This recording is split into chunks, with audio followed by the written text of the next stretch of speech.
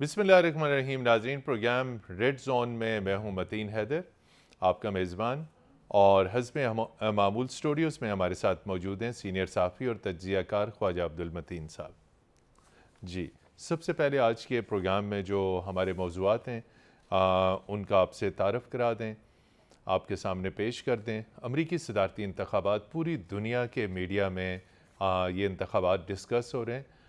हम ख़ास तौर पे बात करेंगे पाकिस्तान के कॉन्टेक्स्ट में कि कौन सी पार्टी, रिपब्लिकन पार्टी अगर वाइट हाउस पहुंचती है तो अमेरिका की क्या पॉलिसियाँ होंगी दुनिया के बारे में, और अगर डेमोक्रेट्स की कैमला हारिस आती हैं, पहली खातून सदर बनती हैं, तो क्या पॉलिसी होगी, ख़ास तौर पे अमन और सलामती। और जब हम अमन और सलामती की बात करते हैं तो हम गज़ा, फ़लस्तीन, दीगर तनाज़ात की बात करते हैं, पाकिस्तान की बात करते हैं, अफ़गानिस्तान और मसले कश्मीर की बात करते हैं।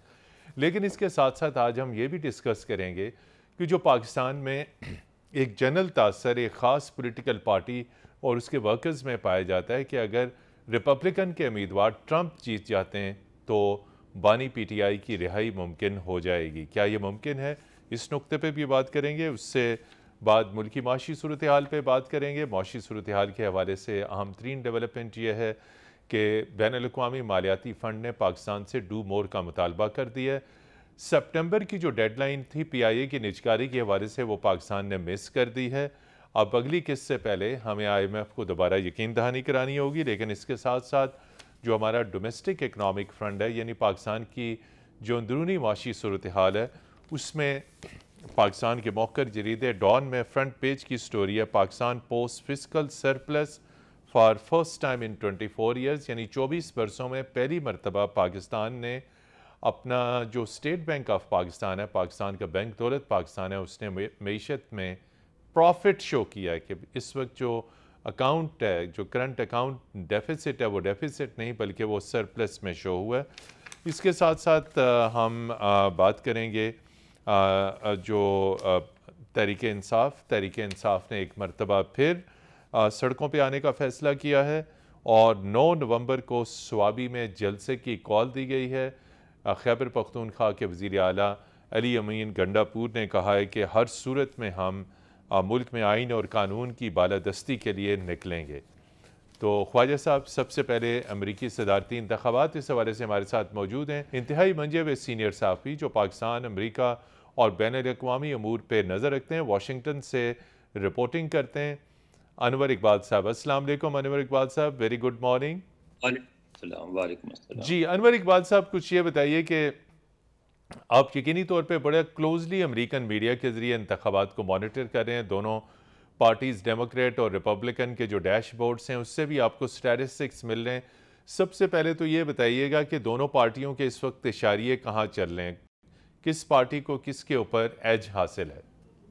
बराबर बराबर हैं। थोड़ा सा एज डोनाल्ड ट्रंप को है, तकरीबन 1 से 1.5% तक। लेकिन ये इस तरह के क्लोज इलेक्शन में तो यही होता है। अलबत्ता जो गुफ्तगू हो रही है मुख्तलिफ थिंक टैंक्स में, जो घरों में होती है, मीडिया में भी स्पेकुलेशन जो होती है, उसमें बज़ाहिर यही लगता है कि डोनाल्ड ट्रंप का पलड़ा भारी है।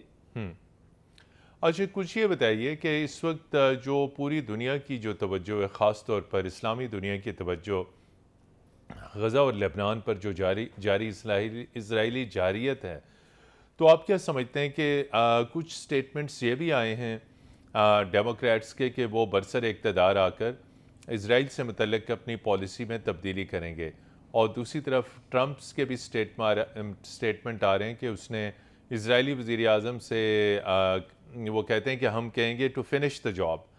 तो ख़ास तौर पे मशरिक़ वस्ती, जिस पे इस्लामी दुनिया बहुत परेशान है और बड़ी तादाद में हलाकतें हो रही हैं, इसमें यहाँ अमन के लिए, इसमें सीज़ फायर के लिए दोनों पार्टीज़ का क्या बयानिया, कुछ ये हमारे लाखों देखने वालों को बताइए। देखें, जो इसराइल का इशू है या फॉरेन पॉलिसी इश्यूज होते हैं, जिसमें हमारे यहाँ ये भी कहा जाता है कि जैसे ट्रंप आएंगे तो इमरान खान को रिहाई दिलाएंगे। वो हम बाद में बात असल करेंगे आपसे, बिल्कुल। हाँ, मैं समझ गया, बात सुनने मेरी। तो ये जो फॉरेन पॉलिसी इश्यूज होते हैं ना, उसमें अमेरिका में इस तरह तब्दीली नहीं आती।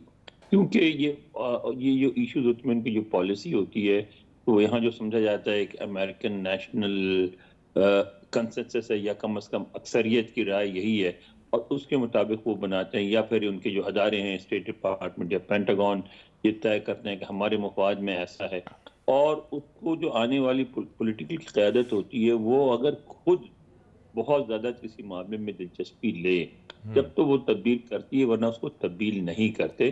تو اس امریکہ میں ایک اکراس دا بورڈ اسرائیل سے ہمدردی سمجھی جاتی ہے، اور اس کی وجہ ہے پورا بیک گراؤنڈ ہے، ویسٹرن ہسٹری ہے، ہولو کاسٹ ہے، جو ورلڈ وار 2 ہے، اس سے پہلے کوئی صدیوں کا ہے کہ جو ڈسکرمنیشن تھی یہودیوں کے ساتھ سارا کچھ ہوا تھا، اس کے بعد سے وہ اس بات کو محسوس کرتے ہیں کہ انہیں اسرائیل کی حمایت کرنی چاہیے۔ تو اس کی وجہ سے میں سمجھتا ہوں کہ ڈونلڈ ٹرمپ ہوں یا ڈیموکریٹس ہوں، ان کی اسرائیل کی پالیسی میں کوئی بہت بڑی تبدیلی نہیں آئے گی۔ امریکہ اسی طرح اسرائیل کی حمایت کرتا رہے گا، اس میں کمی بیشی آ سکتی ہے۔ فرق صرف یہ ہے کہ آپ ڈیموکریٹ سے بات کرتے ہیں دو ریاستی حل کی کہ یعنی فلسطینی ریاست بھی اور اسرائیل بھی ہو، ڈونلڈ ٹرمپ اس کی بات نہیں کریں گے، وہ دو ریاستی حل پہ بلیو نہیں کرتے، وہ زیادہ موقع دیں گے اسرائیل کو اپنی مرضی کے مطابق مڈل ایسٹ میں فیصلہ کرنے کے۔ جی انور اقبال صاحب، جیسا کہ آپ نے بتایا ہے ریپبلکن آئیں یا ڈیموکریٹ آئیں فرق کوئی نہیں پڑنے والا، مشرق وسطیٰ کی جو پالیسی ہے امریکہ کی وہ یوں کی توں ہی رہے گی۔ پاکستان کے بھی امریکہ سے تعلقات کافی سرد چلے آ رہے ہیں کچھ سالوں سے، تو ابھی جو ایک جماعت جیسے کہ آپ نے ذکر کیا تھا شروع میں کہ یہاں پی ٹی آئی کے جو حامی ہیں انہوں نے بڑی امیدیں وابستہ کر رکھی ہیں کہ اگر ٹرمپ اقتدار میں آئے تو فوری رہا ہو جائیں گے بانی پی ٹی آئی۔ کیا پاکستان کے حوالے سے پالیسی جو امریکہ کی ابھی چل رہی ہے، جو بائیڈن حکومت کے ساتھ کوئی تعلقات اتنے خوشگوار بھی نہیں رہے، خراب بھی نہیں رہے، تو کتنی تبدیلی آنے کا جو پاک امریکہ تعلقات بھی ہیں اور جو پی ٹی آئی کے جو کارکنوں کی خواہشات ہیں، اس کے تناظر میں بتائیے کہ کیا ممکنات میں سے ہوگا اگر ٹرمپ برسر اقتدار آتے ہیں؟ دیکھیے سر، میرا خیال ہے کہ اس میں بھی کوئی بہت بڑی تبدیلی نہیں آئے گی۔ اس کی وجہ ہے کہ آپ نے دیکھا کہ پچھلے دنوں ایسا تھا کہ بالکل امریکہ نے ایسا لگتا تھا جیسے پاکستان کو اسے پش ڈال دیا۔ اس کے بعد ایک واشنگٹن میں ایک پھر ریوائول ہوئی، اس بات کا احساس پینٹاگون ہمیشہ سے آپ کی حمایت کرتا ہے اور اس کے تعلقات بہت اچھے ہیں ہماری فوج کے ساتھ، اور اس کا ان تعلقات کو رکھنا چاہتے ہیں۔ اسٹیٹ ڈپارٹمنٹ میں بھی اس بات کا احساس تھا اور ہے کہ پاکستان ایسا ملک نہیں ہے جسے ہاتھ دھو کے چھوڑ کے علیحدہ ہو جائیں، کیونکہ اس سے بہت زیادہ مسائل پیدا ہوں گے۔ ایک بہت سینسٹیو خطے میں ہے جس کا بارڈر انڈیا سے ہے، جس کا بارڈر ایران سے ہے، جس کا بارڈر چائنا سے ہے، پھر خود ایک نیوکلیر پاور ہے، ایک بڑی آبادی ہے، ایک بڑی مڈل کلاس ہے جو ساری دنیا میں پھیلی ہوئی ہے، تو پاکستان سے وہ انگیج رہیں گے۔ لیکن انگیج رہنے میں دیکھیں ایک چیز اگر ہم اپنے ذہن میں ہمیشہ رکھیں، جو بھی پاکستانی گفتگو کرتا ہے اگر اس چیز کو پیش نظر رکھ کے کرے تو چیزوں کو سمجھنے میں آسانی ہوتی ہے۔ وہ یہ ہوتی ہے کہ قوموں کے درمیان دوستی نہیں ہوتی، مفادات ہوتے ہیں صرف۔ ایون جو چائنا دوستی ہے جس کو ہم کہتے ہیں سمندر سے زیادہ گہرا اور ہمالیہ سے زیادہ بلند، وہ بھی مفادات پر۔ اگر چائنا کے مسائل بھارت کے ساتھ نہ ہوں جس طرح کے مسائل ہیں تو چائنا پاکستان میں اتنی دلچسپی نہ لے۔ چائنا کے لیے ایک بہت کمفرٹیبل سچویشن ہے کہ اس کی جو مسافت ہے بھارت کے ساتھ، اس میں اس خطے میں ایک ایسا حلیف ملا ہوا ہے جس کے خود اپنے بھارت کے ساتھ بڑے بڑے مسائل ہیں، لہٰذا دونوں مل کے بھارت کے سامنے کھڑے ہوتے ہیں بار بار۔ تو اس لیے چائنا بھی آپ کی حمایت کرتا ہے۔ تو امریکہ میں بھی یہ سمجھا جاتا ہے کہ امریکہ کے مفاد میں ہے کہ پاکستان سے تعلقات رہیں، لیکن کس سے رہیں؟ اب مثلاً اس وقت ان کو جو ضرورت پڑی، جو تبدیلی آئی 1-2 سال میں تیزی سے، اس کی مین وجہ جو میں سمجھتا ہوں بہت بڑی وجہ میں اگر مین نہ ہو تو یوکرین میں جنگ ہے۔ یوکرین کی جنگ کی صورت میں ان کو آپ سے مثلاً ان کو فوری طور سے آپ سے ایمونیشن چاہیے تھا، آپ نے پرووائڈ کیا، اور پھر افغانستان کی صورتحال ہے جہاں افغانستان میں ان کا خیال تھا کہ طالبان کے آنے کے بعد نکلنے کے بعد پتہ نہیں کیا صورتحال ہوگی، کیسا ہوگا، پاکستان کا رول ہوگا نہیں ہوگا، بھارت کچھ کر سکے گا۔ انہوں نے ساری کوششیں کی لیکن اس کے بعد اس نتیجے پہ پہنچے کہ افغانستان میں بھی تھوڑا بہت رول ہے پاکستان کا، اور ضرور ہے ایران کے ساتھ جو ان کی مسافت چلتی ہے اس میں بھی اس بات سے ڈرتے ہیں کہ ایران پاکستان کے اگر بہت قریبی تعلقات ہو گئے تو ایک نیا مسئلہ کھڑا ہو جائے گا، تو وہاں بھی خود بھارت کو وہ چائنا کے مقابلے میں کھڑا کرنا چاہتے ہیں، اور وہ نہیں چاہتے ہیں کہ پاکستان اور بھارت کی لڑائی ہو، کیونکہ اس سے وہ جو ایک ارینجمنٹ کر رہے ہیں وہ ڈسٹرب ہوتا ہے. تو اس لیے پاکستان کو ساتھ لے کے چلیں گے، اور ان کو کوئی فرق نہیں پڑتا کہ عمران خان آئیں یا جائیں. میرا خیال ہے کہ اگر عمران خان آ بھی گئے تو وہ پریشان نہیں ہوں گے کہ عمران خان بھی ان کے ساتھ کام کریں گے، اور اگر موجودہ حکومت رہی جو بھی وہ بھی کام کرے گی. البتہ یہ ہے کہ فوج سے اپنے تعلقات میں وہ کمی نہیں آنے دیں گے. اچھا یہ بتائیں انور اقبال صاحب، ایک پچھلی بار تو ہم نے دیکھا تھا جو نریندر مودی ہیں بھارتی وزیر اعظم، انہوں نے ایک جلسہ کیا تھا اور ٹرمپ کو بھی مدعو کیا تھا امریکہ میں. تو اس بار آپ کیا دیکھتے ہیں جو بھی انتخابات ہو رہے ہیں، انڈین جو ووٹرز ہیں ان کا رجحان کس طرف ہے؟ ڈیموکریٹ کی طرف ہے، ریپبلکن کی طرف ہے؟ کیا سوچتے ہیں جو امریکہ میں مقیم انڈین ووٹرز ہیں؟ خواجہ صاحب، آپ پاکستانی ہو، جی ٹھیک ہے، ایک ایسی خاتون امریکہ میں صدر بننے کے اتنے قریب پہنچ گئی ہو جس کی ماں پاکستانی ہو، آپ کس طرف جائیں گے؟ واہ واہ، سوال انور صاحب نے خواجہ صاحب ہماری آپ کی طرف جائیں گے. طرف فائر تو کر میں دیا. تو ویسے خاتون کو میں سمجھتا ہوں کہ موقع ملنا چاہیے، جو سپر پاور ہے امریکہ، کہ اس کی پہلی دفعہ کسی خاتون کو بھی پریزیڈنٹ بننا چاہیے، روایت بھی ٹوٹنی چاہیے. روایت ٹوٹے گی ہاں بالکل. تو ہماری تو خواہش تو یہ ہے، لیکن ساری چیزیں خواہشات پر تو نہیں چلتی نا. انڈین بہت زیادہ ایکٹیولی اس کے لیے کام کر رہے ہیں، سپورٹ کر رہے ہیں. پارٹی کوئی آپ کو معلوم ہے کہ انڈین پارٹی جو ہے اپنی پارٹی کے نام پہ امریکہ میں سیاست نہیں کرتی. اس کی وجہ یہ ہے کہ ان کے قوانین میں اجازت نہیں ہے، وہ اس طرح ڈوئل سٹیزن شپ نہیں دیتے انڈینز کو. یہاں جو انڈین سٹیزن یہاں کو ہو جاتا ہے وہ امریکی ہو جاتا ہے، بالکل اس کو ٹھیک. این آر آئی کہتے ہیں، نان ریزیڈنٹ انڈین. لیکن ان کو امریکہ میں، انڈیا میں نہ وہ ووٹ دیتے ہیں، نہ کسی سیاسی سرگرمی میں شریک ہو سکتے ہیں، کیونکہ وہ شہری نہیں ہوتے ان کے، انور لہٰذا صاحب. وہ ہاں نہیں ہوتے. جی مگر انور وہ جی پلیز. اپنی شہریوں کی کو ظاہر انکریج کرتے ہیں. تو اس وقت میرا خیال ہے انڈیا کی سارے جو سیاسی گروپ ہیں وہ سب کے سب کمالا ہارس کو سپورٹ کر رہے ہیں. جی انور صاحب، پاکستان میں ہمیشہ جو بھی حکومت آئی اس کی کوشش ہے یہ کہ پاکستانی جو مصنوعات ہیں، پاکستانی جو برآمدات ہیں وہ امریکی منڈیوں تک پہنچیں. تو امریکہ پاکستان کو رسائی دے اپنی منڈیوں تک پہنچنے کا، نہ کہ امداد کے اوپر ہم ہمیشہ انحصار کریں. اور دوسرا ساتھ یہ بتائیے، آپ نے پہلے بھی ڈیفنس اینڈ سیکیورٹی کے شعبے کا ذکر کیا، ریپبلکنس اور ڈیموکریٹس میں سے کون سی پارٹی پاکستان کے، آپ نے کہا کہ ملٹری سے متعلق وہ پالیسی چینج نہیں کریں گے، پاکستان اس وقت دہشت گردی کے خلاف جنگ سے نبرد آزما ہے، پاکستان کو ٹیکنیکل اسسٹنس چاہیے، جدید ہتھیار چاہیے تاکہ دہشت گردی کا خاتمہ ہو سکے. تو دو پہلو ہیں، ایک تو پاکستان کی مصنوعات. جی متین حیدر صاحب، پہلی بات ہم ڈیفنس کی بات کر لیتے ہیں. آپ کو ہر وہ ہتھیار ملے گا جس کے بارے میں امریکی مطمئن ہو کہ یہ دہشت گردی کے خلاف جنگ میں آپ کے کام آئے گی، کیونکہ دہشت گردی کے معاملے میں آپ کو سپورٹ کرتے ہیں. ایسا کوئی ہتھیار نہیں ملے گا جس کے بارے میں واشنگٹن میں یا انڈیا میں تشویش پائی جائے کہ یہ انڈیا کے خلاف جنگ میں استعمال ہو سکتا ہے. اس میں نہیں کریں گے. آپ کے تعلقات بالکل اچھے رہیں گے، مناسب رہیں گے، لیکن وہ تعلقات جبکہ افغانستان میں سوویت یونین بیٹھا تھا یا طالبان کے خلاف جنگ ہو رہی تھی، ویسے تعلقات اسی وقت ہوں گے جب کوئی دوبارہ ایسا مسئلہ کھڑا ہو جائے، ورنہ ویسے تعلقات نہیں ہو سکتے آپ سے. ٹھیک ہے، رہی منڈی تک کی بات، رسائی کی بات، تو رسائی کی تو پہلے تو جب میں یہاں آیا تھا، اور سب سے پہلے جب 80s میں آیا تھا، تو ہر دکان میں وال مارٹ پہ چلے جائیں، کہیں چلے جائیں، پاکستان کے ناسک کے بنے ہوئے گلاس ملتے تھے، پاکستانی کپڑے نظر آتے تھے، پاکستان کی چھوٹے موٹے بنی ہوئی چیزیں، کھلونے وغیرہ بھی نظر آتے تھے، اسپورٹس کا سامان نظر آتا تھا. ٹھیک ہے، اب بات یہ ہے کہ آپ نے تو چیزیں بنانی ہی چھوڑ دی، تو آپ کو ایکسس کیا دے؟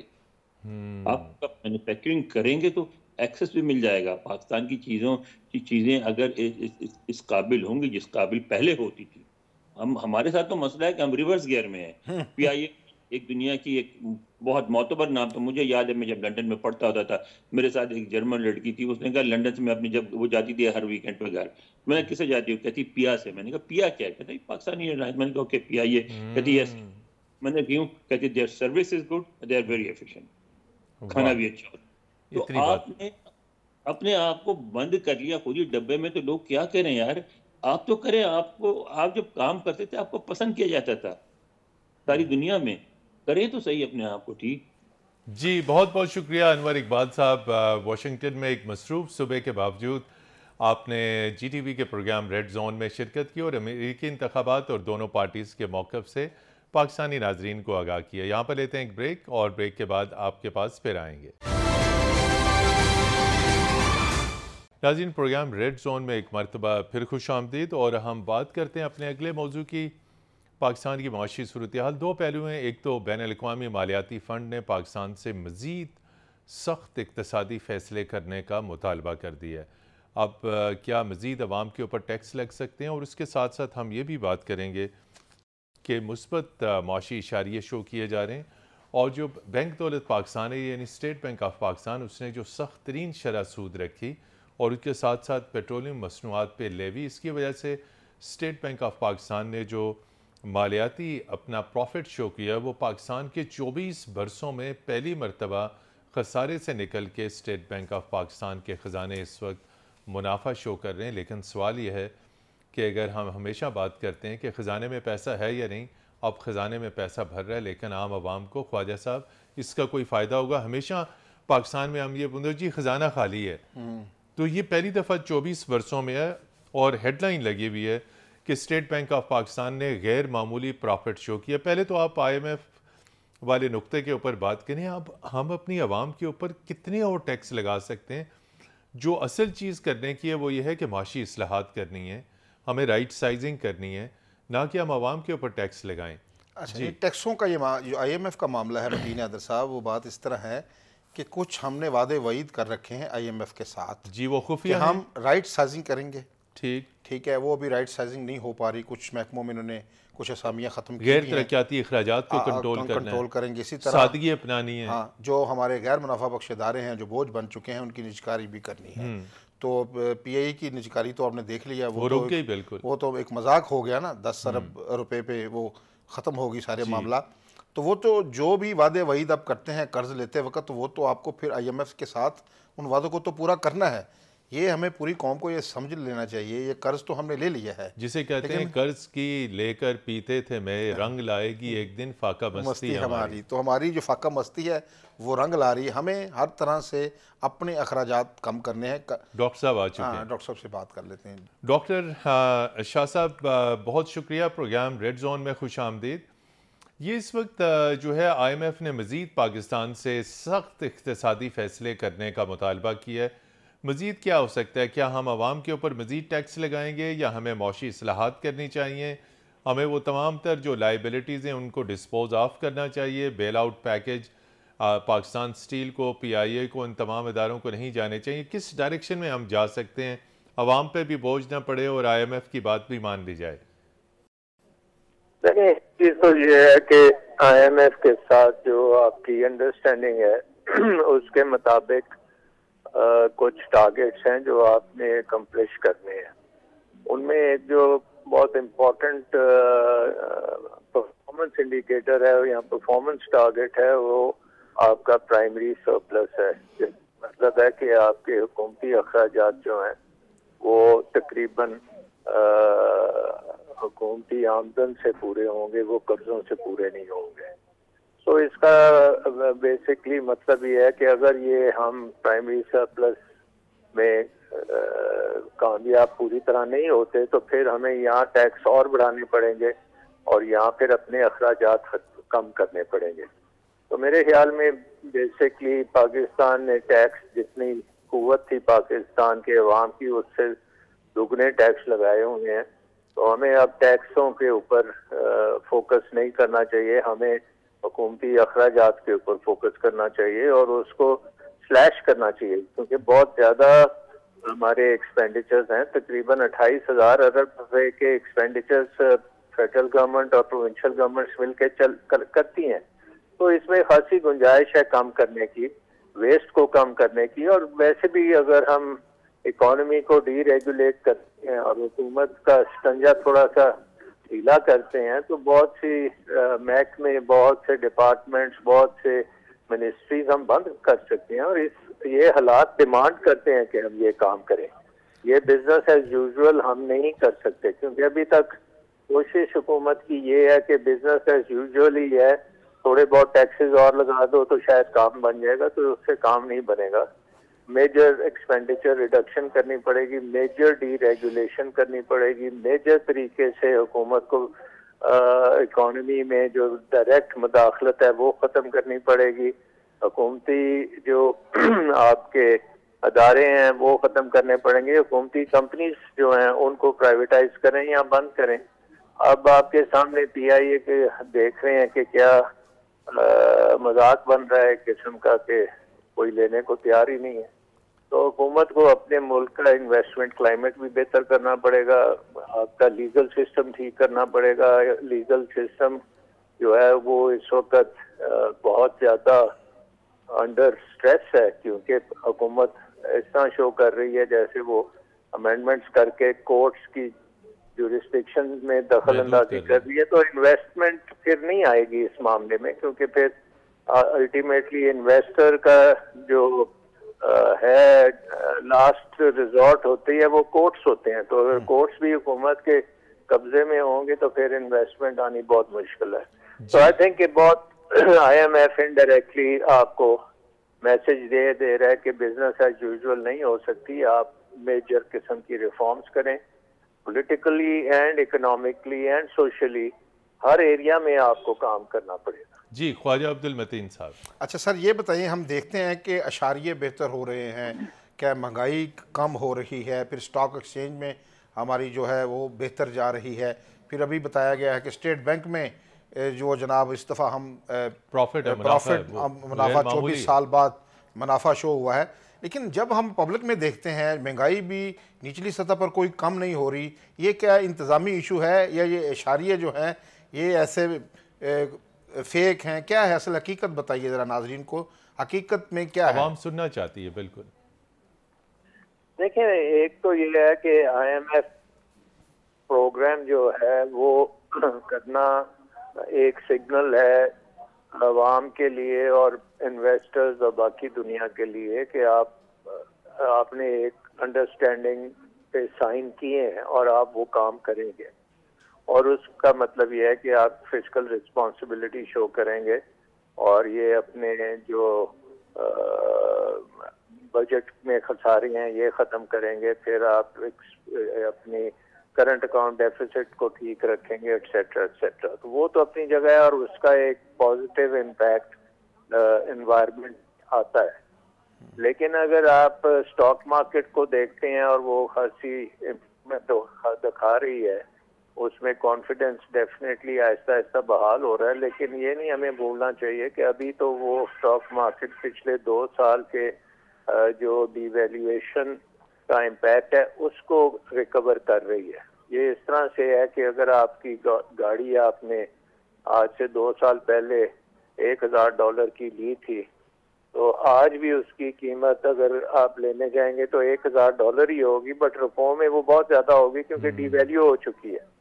تو وہ اگر $1,000 کی گاڑی 10 لاکھ روپے کی تھی تو وہی گاڑی آج 1 لاکھ کی جو ہے وہ 30 لاکھ کی ہو جائے گی. سو یہ اسی طرح سے اسٹاک مارکیٹ بھی بہیو کر رہا ہے کیونکہ وہ اپنی ڈی ویلیویشن امپیکٹ کو اوور کم کر رہا ہے.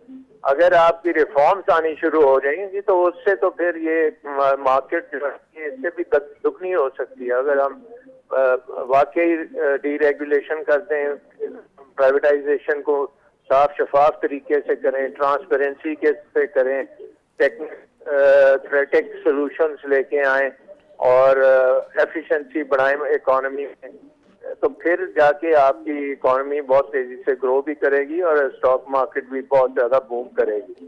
بس لاسٹ آپ سے جی ڈاکٹر شاہ صاحب آپ سے لاسٹ ہم یہ پوچھیں گے، آپ نے معاشی اصلاحات کا ذکر کیا. ہر حکومت میں ہم سنتے آ رہے ہیں کہ معاشی اصلاحات ہو رہی ہیں. یہ معاشی اصلاحات کتنا بڑا جن ہے کہ یہ کبھی بھی قابو میں نہیں آتی، مکمل نہیں ہوتی، کیا وجہ ہے؟ ایک دوسرا اس کے ساتھ ہی جڑا ہوا ڈاکٹر شاہ صاحب سوال ہے کہ ابھی قطر میں جو ہمارے پرائم منسٹر گئے وہاں کہا گیا کہ قریباً $3 ارب کے یہ ایم یوز ہیں جو ہم کسے کہتے ہیں، یہ جو مفاہمتی یادداشتیں جو ہوتی ہیں، اس کا کوئی امپیکٹ بھی آئے گا؟ یہ صرف یہ ایم یوز ہی سائن ہوتے رہیں گے؟ یہ واقعتاً سرمایہ کاری होगी या भी इसके बड़े मराहल तय करना पड़ेंगे? जी सर। देखें, ये दूसरा सवाल पहले मैं ले लेता हूँ कि MOUs जो होते हैं, ये पाकिस्तान MOUs का कब्रिस्तान है। आप किसी भी मुल्क के साथ एग्रीमेंट देख लें तो कई हजार हमने MOUs, Saudi Arabia, China, Russia, कोई कतर, हर जगह पे MOUs करते हैं, लेकिन वो हकीकत में नहीं बदलते। तो ये तो आपको बिल्कुल यहाँ होना चाहिए कि ये चीजें MOU से हल नहीं होती। दूसरी बात ये है कि रिफॉर्म्स की बातें तो बहुत होती हैं, लेकिन रिफॉर्म्स करता कोई नहीं है। उसकी वजह ये है कि ये हुकूमत को अपना कंट्रोल छोड़ना पड़ता है। हुकूमत की थानादारी थोड़ी सी कम होती है। हुकूमत इस वक्त जिस तरह से हर चीज पे कब्जा करके बैठी है, उसको जरा वो कब्जा ढीला रखना पड़ेगा। तो वो हुकूमत के जो लोग होते हैं उनके लिए बड़ा मुश्किल होता है। वो उनकी मिनिस्ट्रीज जाते हैं, उनकी सिफारिश जो के जरिए वो चलते हैं, वो काम खत्म होते हैं, डीरेगुलेशन हो जाती है तो उनकी जरूरत नहीं रहती। तो वो एक प्लान के तरीके से ही हो सकती है, और वो ऐसी हुकूमत कर सकती है जो आई ही रिफॉर्म्स के लिए। और मुझे लगता है कि अब जब भी इलेक्शन होंगे उसके नतीजे में जो हुकूमत आएगी वो रिफॉर्म की हुकूमत होगी, और रिफॉर्म फिर मेजर हो सके। बहुत शुक्रिया डॉक्टर सलमान शाह साहब, साबिक मुशीर ख़जाना हुकूमत पाकिस्तान। आपने प्रोग्राम रेड जोन में शिरकत की, मसरूफियात के बावजूद बहुत बहुत शुक्रिया। जी नाज़रीन, यहाँ पर लेते हैं एक ब्रेक, और ब्रेक के बाद आपकी खिदमत में फिर हाजिर होंगे। हमारे साथ रहिएगा।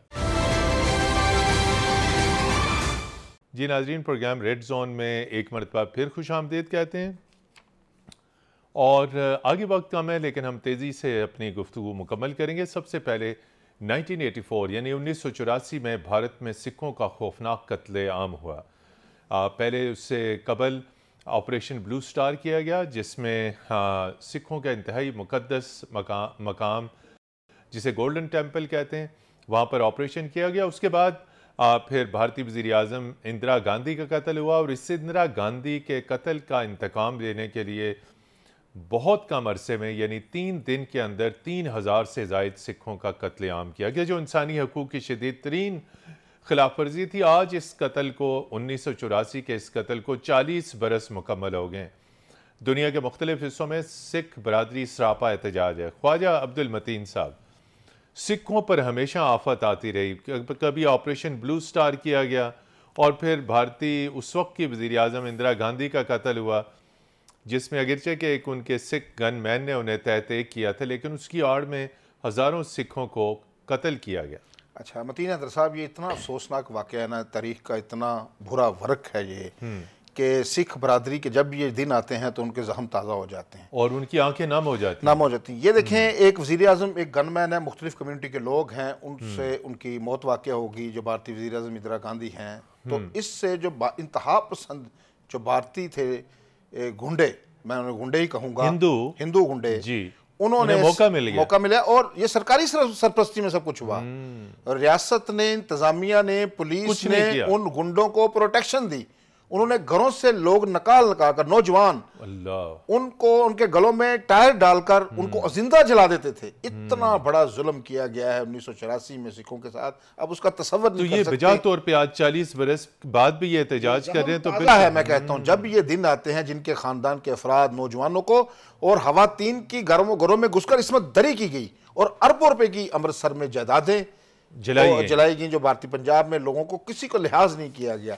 यही वो जुल्म है जिसके खिलाफ सिख मुख्तलिफ ममालिक में आवाज़ उठाते हैं। इसी तरह पिछले दिनों कनाडा में एक सिख रहनुमा थे, उनको भी शहीद किया गया दिल्ली की सरकारी सरपरस्ती में, जिसके सबूत कैंडिन जो वजीर आजम है उसके पास उन्होंने दिए, आलमी बरादरी को भी दिखाया। पाकिस्तान भी हमेशा ये कहता है कि भारत दूसरे ममालिक में, आपने देखा कुलभूषण जाधव इधर पकड़े गए, वो पाकिस्तान में दहशतगर्दी करने आए थे। इसी तरह सिखों को अभी भी उन्होंने छोड़ा नहीं है। ऑस्ट्रेलिया में, अमेरिका में, ब्रिटानिया में कोई भी दिन ऐसा नहीं जाता। मसलन एक वाकया हो गया, 3000 सिख आपने 3 दिनों में शहीद कर दिए, मार दिए उनको बिल्कुल, और जो उनकी अरबों रुपए की जायदादें तबाह कर दी। लेकिन अभी तक फिर जाके कनाडा में पिछले साल वाकया पेश आया, जो नमजद सिंह थे, उनको जाके मारा, और उसकी पीछे शवाहद मिले कि राह के अफसरान उसमें मुलव्वस थे। उसके बावजूद सिखों का अज़्म और हौसला बरकरार है।